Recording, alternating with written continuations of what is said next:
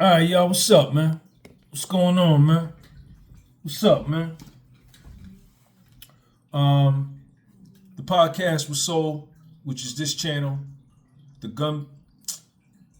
The podcast was sold, Gumby Publishing, Stigmatism in My Soul, and myself, Sean Xavier Gumby Sr. We do not wish to slander, libel, defame,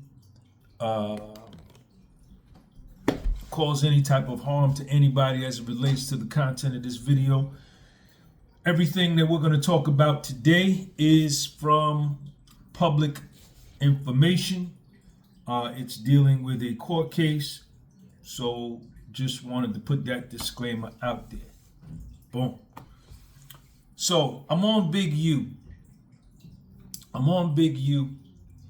and I just got finished doing my research on Big U, and what I want to talk about today, first I'm gonna come off the top of the dome with it, and then we're gonna dive into the actual court documents, the affidavit that was filed on March the 17th, 2025,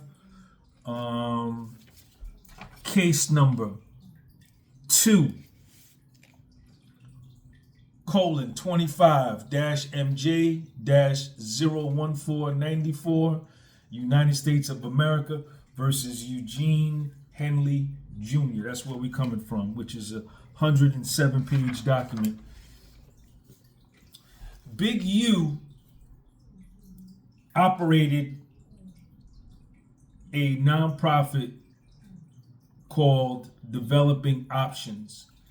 I think the initial, that was the DBA. The legal corporate name, I think, is Ex-Offender Network. Ex-Offender Network. Right? And what this Ex-Offender Fellowship Network, DBA, doing business as Developing Options. And Big U, as the CEO of Developing Options, and the CFO was one of his other partners, who Martin was the CFO. Big U and Developing Options, Big U on behalf of Developing Options, in 7 years, they were paid $3,739,000 by the city of Los Angeles. The GRID program, GRYD, Gang Reduction and Youth Development. Let me retract the word paid, and let me substitute the word in there, gifted, allotted, funded, right? His nonprofit, Developing Options, got funded $3,739,000 over the course of 7 years. It was a written contract that Big U had with the city of Los Angeles that funded his nonprofit $550,000 yearly, on a yearly basis. He also got other funding, $372,000 from Project Safe Neighborhood, which was a federal Department of Justice program. He got that over the period of October 2019 through September 2022. So, this is the kind of funds that Big U had access to. Now, before we, let me stay on topic, and then I'm going to go there. Well, let me go there. Before we get all excited and elated about the amount of the money that we're talking about here, almost $4 million, there were specific instructions that that Developing Options had to comply with the city of Los Angeles. He was given, upon the monies being dispersed to Developing Options, he received a handbook that had procedures and protocols that he needed to follow in order to stay in compliance with the program, so that he can continue to get funded on a yearly basis. One of the programs, and I'm going to get into the specifics on that, one of the programs that he ran was the Crenshaw Youth Football Rams, the Crenshaw Rams youth football team. And what that youth football team, what Big U said it was about, was developing young boys to, instead of go to jail, to get a scholarship to go to college to play football. I don't know whether that happened or not. I'm just telling you what's in the documentation.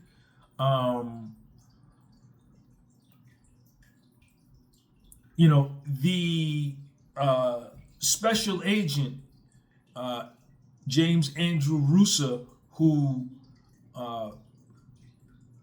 wrote the affidavit, said that upon his review that Developing Options didn't comply with damn near any of the procedures and protocols that they needed to comply with, and that Developing Options was subpoenaed for the records to demonstrate that they were in compliance with the handbook and what they were supposed to be doing in the program. Never got a reply from the subpoena. One of the things they talked about in the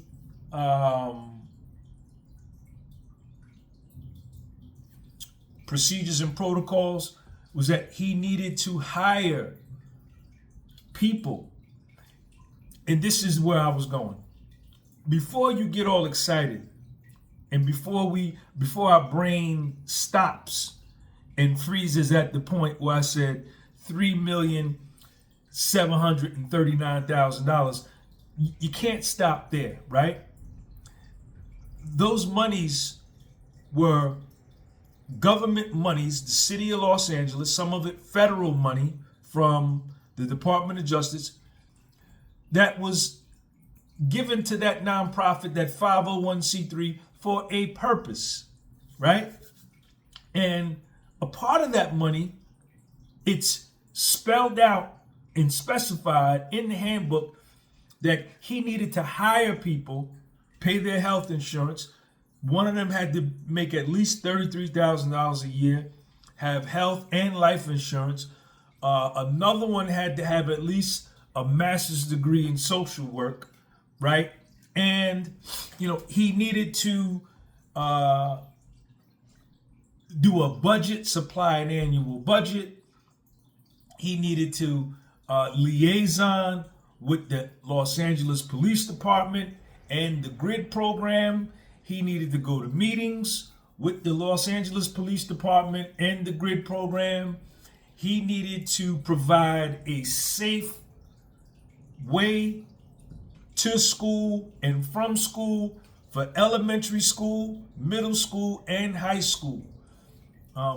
It was spelled out, what he had to do.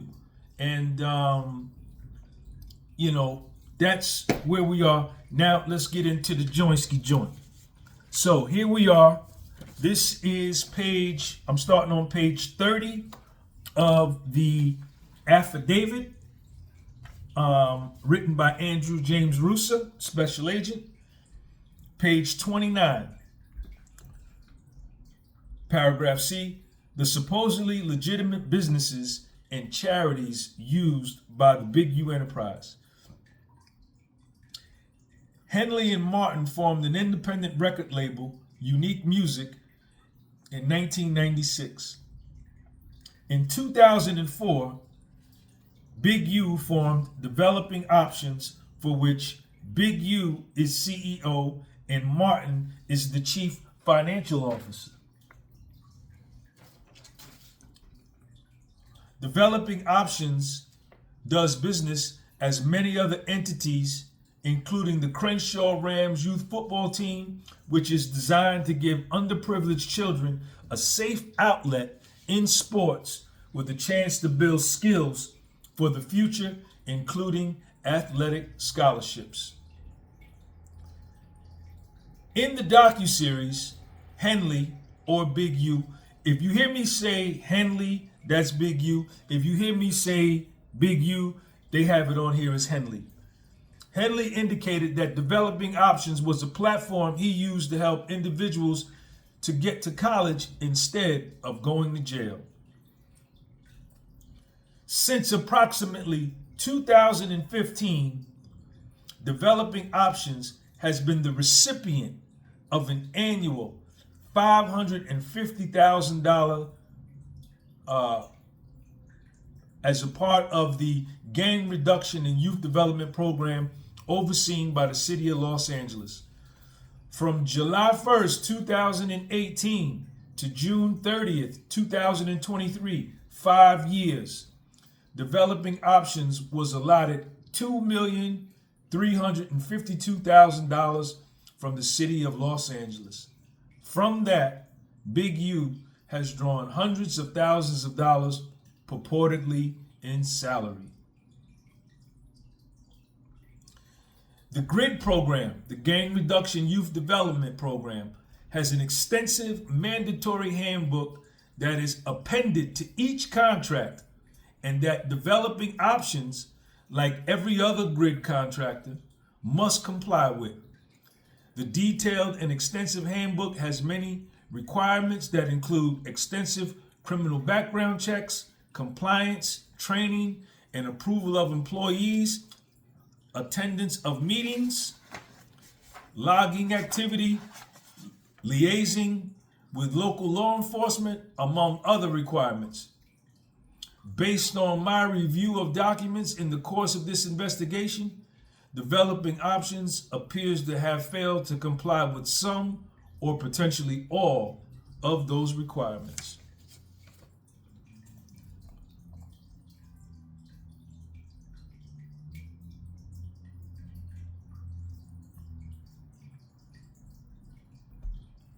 They also go into other stuff about him.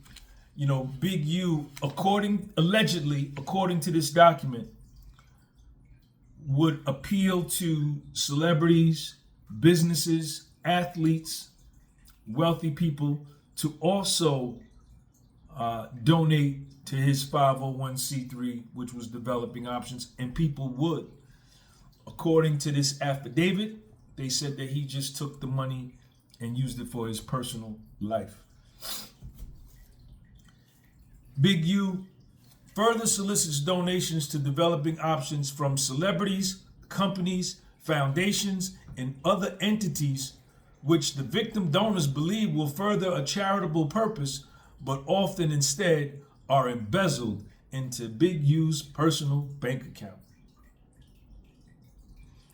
Big U also fraudulently applied for federal pandemic relief loans for his entities. He applied for a pandemic relief loan for Developing Options, Unique Music, and other businesses. The loans and or advances he successfully obtained are discussed further below. Similarly, Big U and Martin helped one of their employees at Developing Options fraudulently apply for a mortgage by manipulating his income records.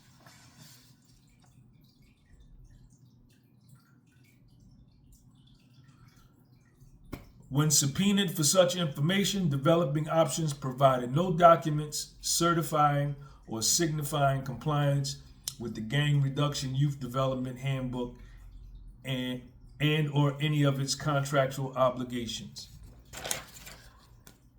Now, here is a contract, and shout out to my man who was on my live last night, Gianni Shami. This basically is the contract between the city of Los Angeles and developing options.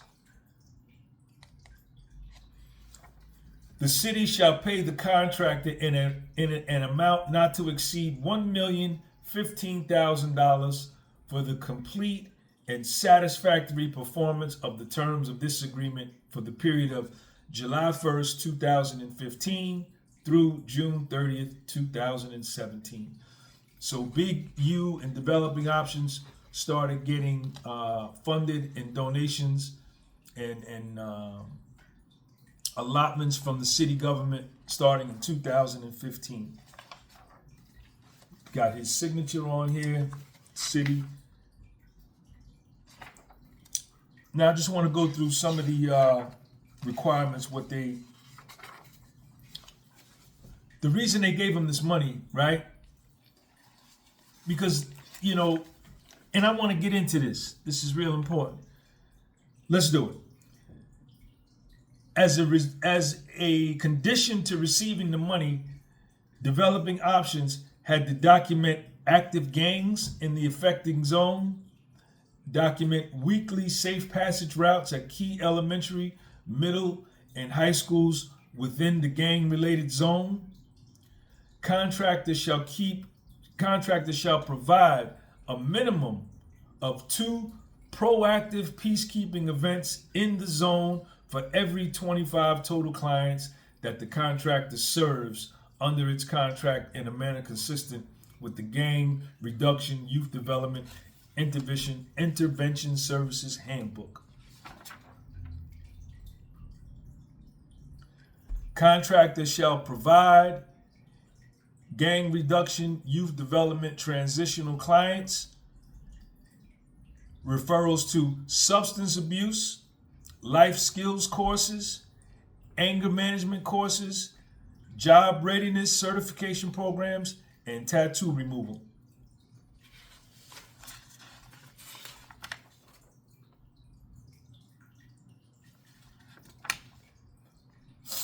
Contractors shall hire a minimum of 1 case manager for every 16 clients served. Case managers shall be supervised by an individual with a master's in social work, a marriage and family therapist, or someone deemed by the Gang Reduction Youth Development Office to have the requisite skills and years of experience. Number 2, contractors shall hire at least 1 to 2 community intervention workers for every 4 transitional clients. Contractors shall provide each full-time community intervention worker with a minimum of a $33,000 a year annual salary, as well as health insurance and life insurance coverage. Contractors shall collaborate with the Los Angeles Police Department on an ongoing basis. Contractors shall attend monthly LAPD, GRYD, Gang Reduction Youth Development Partnership meetings convened at the Gang Reduction Youth Development Office. Contractors shall collaborate with the Gang Reduction Youth Development Office in the gun buyback program, domestic abuse response, human trafficking.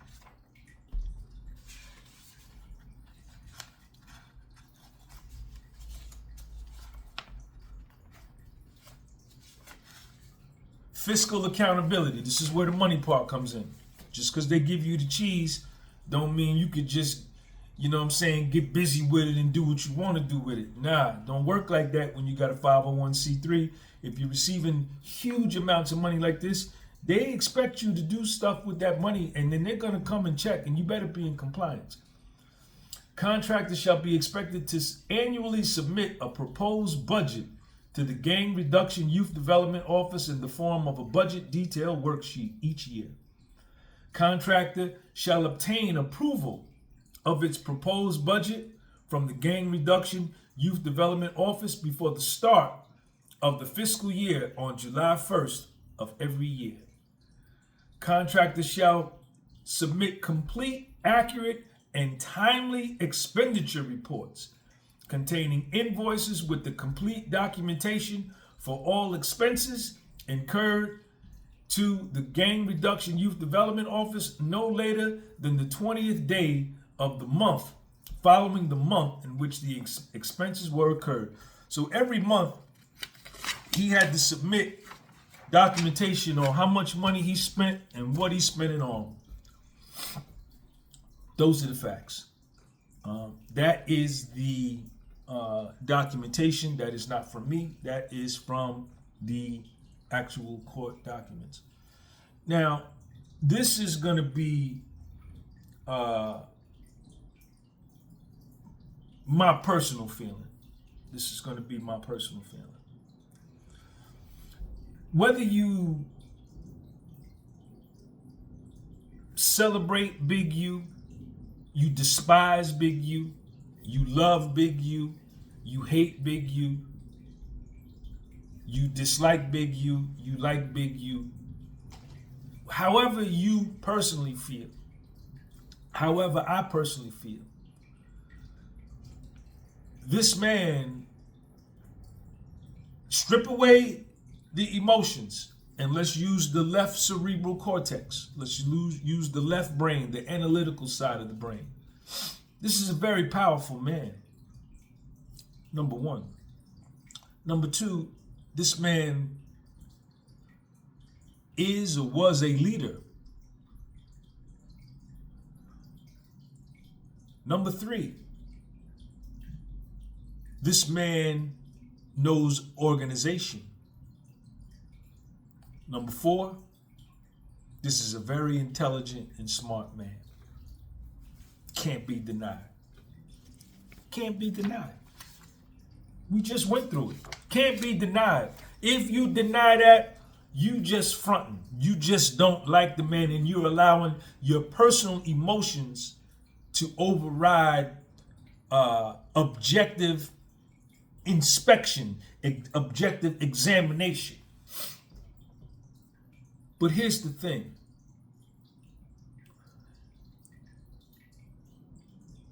Look at where he is, right? And he's innocent until proven guilty. Look at where he is. Look at where his choices and his decisions have brought him at this moment. Today is March the 21st, 2025. He just got arrested yesterday, March 20th, 2025. Today is March 21st. He's in a federal holding cell that I've been in. I've been in one. You got a stainless steel toilet. And to get water, you got to push. The stainless steel toilet is attached to the sink. It's all one object. And you press the button to get a little bit of water to come out, if you even want to drink that water. You're in this room, it's all cinder blocks. Your mirror is a stainless steel mirror, there's no glass.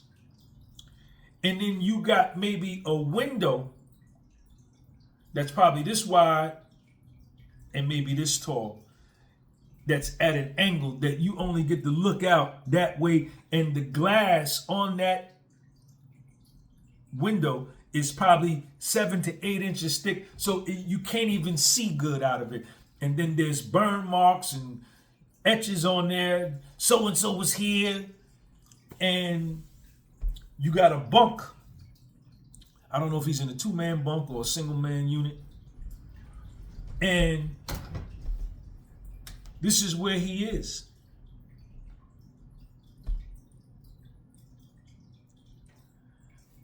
After we just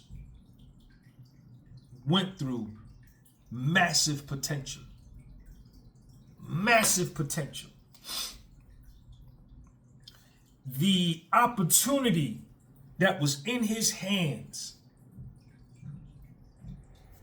if he would have been, if he would have practiced, I don't want to diss the man,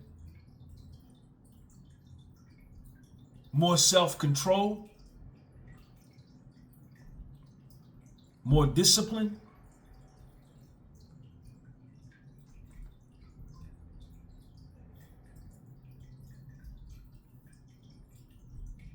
better judgment, better choices, better thoughts, right? Because we can't deny, right? Our decisions, our choices, and our judgment lead us to where we are in life. My decisions, my choices, and my judgment have me sitting in this chair right here. 100%. My decisions, my choices, and my judgment have impacted my life my entire life. That $550,000 he was getting every year from the city of Los Angeles,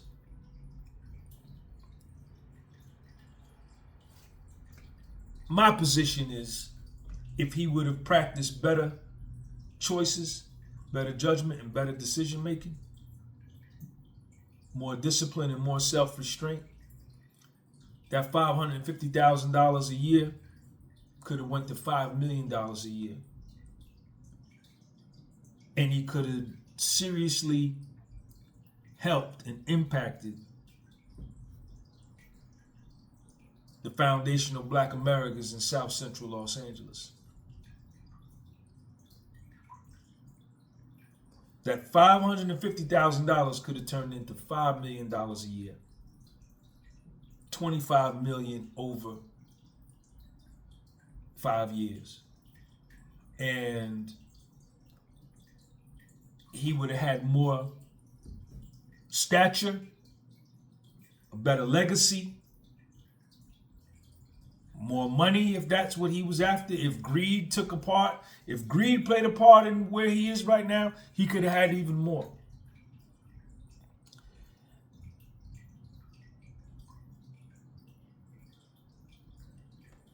It just seems to me it was like a blown opportunity by a very, very smart man. And I can relate. I can 1,000% relate. Greed and money. When I became rich and I got a lot of money, it made me reckless and careless in every area of my life. And I ended up destroying myself.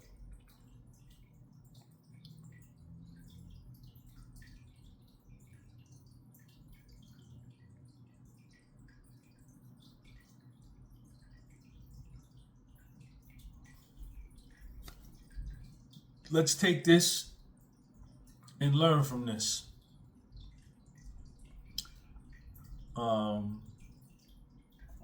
Let's take this and learn from this.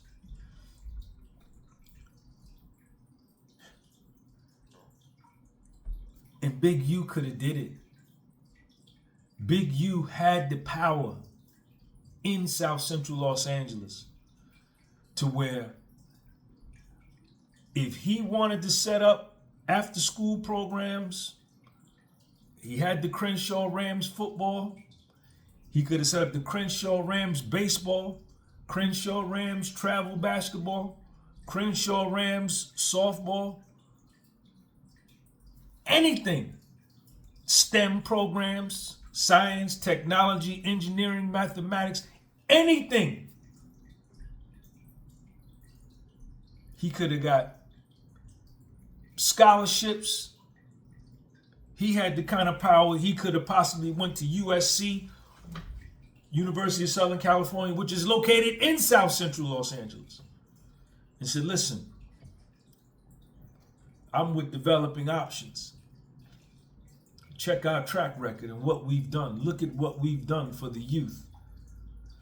This particular young lady is now enrolled here at your school. This one is at UCLA. This one is at Cambridge. This one is at Oxford. This one is at MIT. This one is at Yale. This one is at NYU. This one is at Stanford.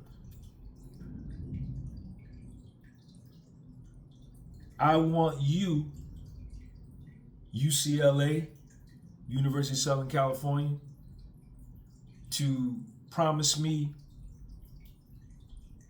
5 scholarships every year for kids that come through and successfully complete my program at Developing Options. He had that kind of pull downtown at City Hall to even get that kind of money. He had to have known the right people. This is a very smart man. He could have used his power and his intelligence for that, and impacted kids' lives who would improve those kids' brothers and sisters' lives, which would improve the mothers and fathers' lives. It would have had a reverberating effect in these families.